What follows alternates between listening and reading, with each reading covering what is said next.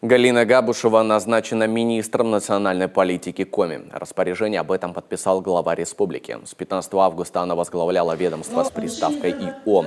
Причем прежде в ее послужном списке уже была эта должность, а в последние 2 года работала в правительстве Ленинградской области. В августе, комментируя свое решение, Сергей Гапликов заявил, что принимал его не один. Я принял решение назначить вас министром национальной политики.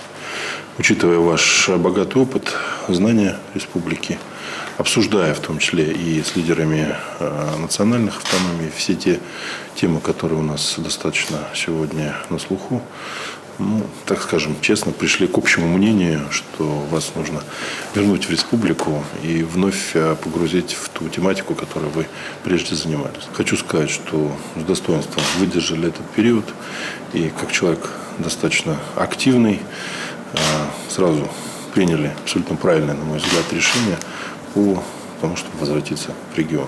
Спасибо, Сергей Анатольевич. Я уверена, что не подведу ни вас, Сергей Анатольевич, ни жителей Республики Коми. В качестве своих задач на посту новый министр обозначила курс на сохранение национального мира и согласия в регионе с обязательным вниманием к сельским территориям.